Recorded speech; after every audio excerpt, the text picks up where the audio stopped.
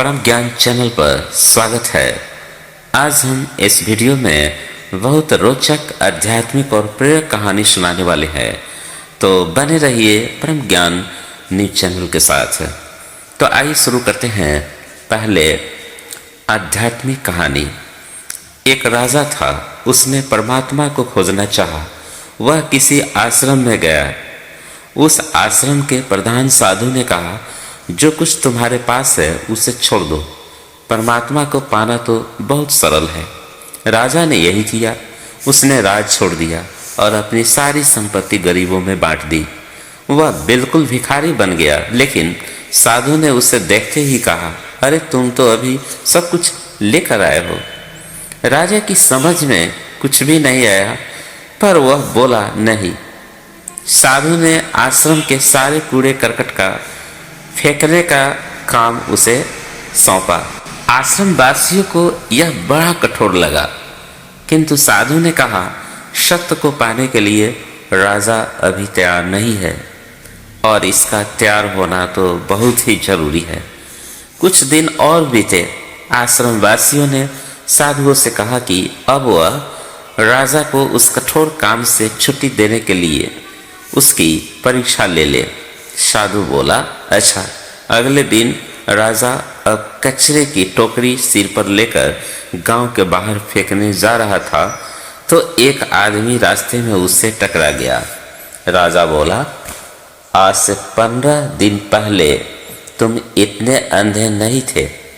साधु को जब इसका पता चला तो उसने कहा, मैंने कहा था न कि अभी समय नहीं आया है, वह अभी वही है।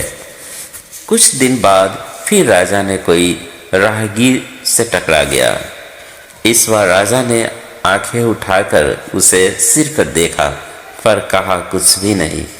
फिर भी आंखों ने जो भी कहना था वह कह ही दिया। साधु को जब इसकी जानकारी मिली तो उसने कहा, संपत्ति को छोड़ना कितना आसान है, पर अपने को छोड़ना कितना कठिन है। तीसरी बार फिर यही घटना हुई। इस बार राजा ने रास्ते में बिखरे कूड़े को बटोरा और आगे बढ़ गया, जैसे कुछ हुआ ही नहीं। उस दिन साधु बोला, अब यह तैयार है। जो खुद ही को छोड़ देता है वही प्रभु को पाने का अधिकारी होता है। सत्य को पाना है तो स्वयं को छोड़ दो। मैं से बड़ा और कोई असत्य नहीं है। एक रोज एक महात्मा अपने शिष्य के साथ भ्रमण पर निकले। गुरुजी को ज्यादा इधर उधर की बातें करना पसंद नहीं था। कम बोलना और शांतिपूर्वक अपना कर्म करना ही गुरुजी को प्रिय था। परंतु शिष्य बहुत चंचल था। उसे हमेशा इधर उधर की बातें ही सूझती। उसे दूसरों की बातों में बड़ा ही आनंद मिलता था। चलते हुए जब वे तालाब के पास से होकर गुजर रहे थे तो देखा कि एक मछुआरे ने नदी में जाल डाल रखा है। शिष्य यह देख खड़ा हो गया और मछुआरे को अहिंसा परमो धर्म का उपदेश देने लगा। मछुआरे ने उसे अनदेखा किया, लेकिन शिष्य तो उसे हिंसा के मार्ग से निकाल लाने को उतारू ही था। शिष्य और मछुआरे के बीच झगड़ा शुरू हो गया। यह देख गुरुजी शिष्य को पकड़कर ले चले और समझाया, बेटा, हम जैसे साधुओं का काम सिर्फ समझाना है, लेकिन ईश्वर ने हमें दंड देने के लिए धरती पर नहीं भेजा है। शिष्य ने पूछा, हमारे राजा को तो बहुत से दंडों के बारे में पता नहीं है और वह बहुतों से लोगों को दंड ही नहीं देते हैं, तो आखिर इस हिंसक प्राणी को कौन दंड देगा। गुरु ने कहा, तुम निश्चिंत रहो, इसे भी दंड देने वाला एक अलौकिक शक्ति है इस दुनिया में मौजूद है, जिसकी पहुंच सभी जगह है। ईश्वर की दृष्टि सब तरफ है और वह सब जगह पहुंच जाते हैं, इसलिए इस झगड़े में पड़ना गलत होगा। शिष्य गुरु जी की बात सुनकर संतुष्ट हो गया और उनके साथ चल दिया। इस बात के 2 वर्ष बाद एक दिन गुरु जी और शिष्य दोनों उसी तालाब से होकर गुजरे। शिष्य अब 2 साल पहले ही वह मछुआरों वाली घटना भूल चुका था। उन्होंने उसी तालाब के पास देखा कि एक घायल सांप बहुत कष्ट में था।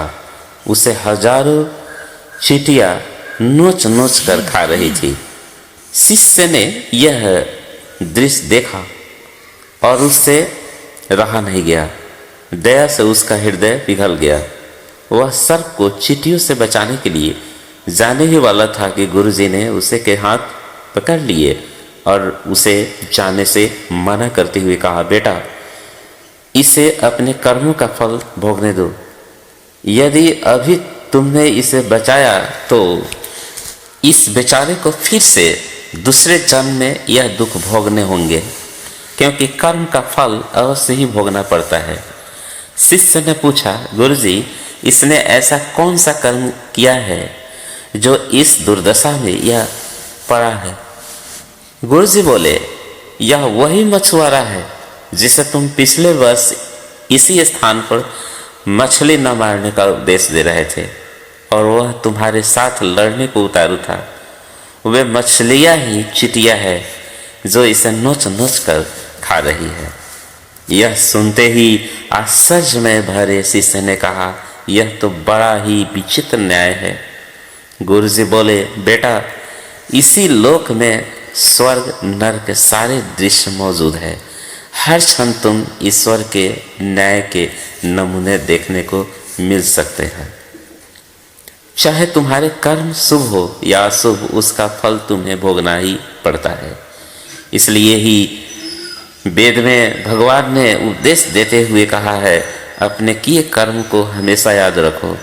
यह विचारते रहो कि तुमने क्या किया है, क्योंकि तुमको वह तुम्हें भोगना पड़ेगा। जीवन का हर क्षण कीमती है, इसे बुरे कर्मों में व्यर्थ न करो। अपने खाते में हमेशा अच्छे कर्मों की बढ़ोतरी करो, क्योंकि जैसे कर्म होंगे वैसा ही मिलेगा फल। इसलिए कर्मों पर ध्यान दो, क्योंकि ईश्वर हमेशा न्याय ही करता है।